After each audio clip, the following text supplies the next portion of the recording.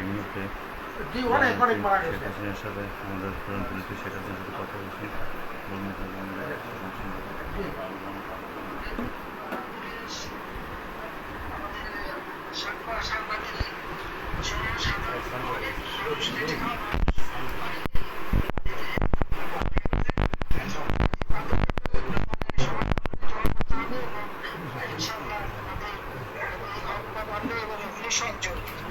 এর বিচারে যাতে হয় সেটা ব্যবস্থা করতে হবে, বিচার আমরা চাই। আর আমি আবার বললাম যে আমাদের আইন রক্ষাকারী সংস্থাকে সব রকম সহযোগিতা করবেন। আবার এই নাম্বারটা আমার আপনি সেভ করে রাখেন। এই নাম্বারটা আমার জাহাঙ্গীর। আচ্ছা ঠিক আছে, ঠিক আছে, আপনি ঘাবড়াইয়েন না, আমরা আছি শক্ত, আমরা শক্ত আছি না, আপনি ঘাবড়াই না, আমরা নরমই করি।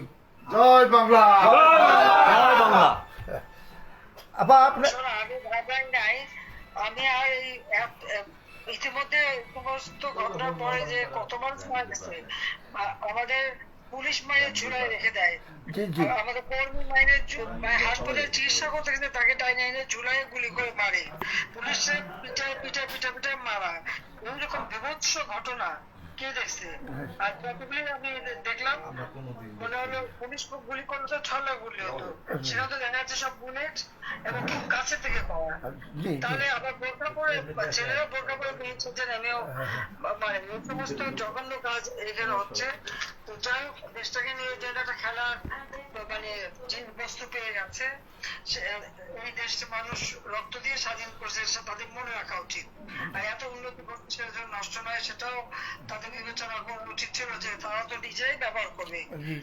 আমি তো ব্যবহার করবো না বা আমাকে ব্যবহার করবো বলে তৈরি করিনি, তৈরি করেছি আমি সাধারণ মানুষের জন্য, মানুষের সেবা দেওয়ার জন্য, মানুষের জীবনটা উন্নতি করার জন্য, তাই না?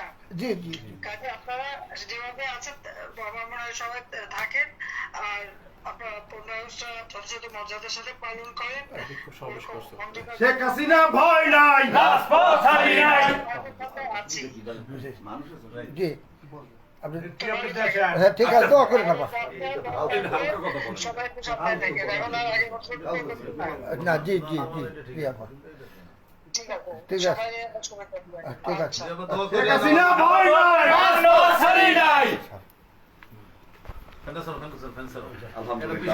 প্রিয় বরগুনাবাসী, সারা বাংলাদেশের যারা লাইভটি দেখেছেন, মাত্র আমাদের মাননীয় নেত্রীর সাথে কথা বলেছেন বরগুনা জেলা আওয়ামী লীগের সংগ্রামী বিপ্লবী সাধারণ সম্পাদক জনাব আলহাজ মোহাম্মদ জাহাঙ্গীর কবির কাকা, জনাব আলহাজ মোহাম্মদ জাহাঙ্গীর কবির।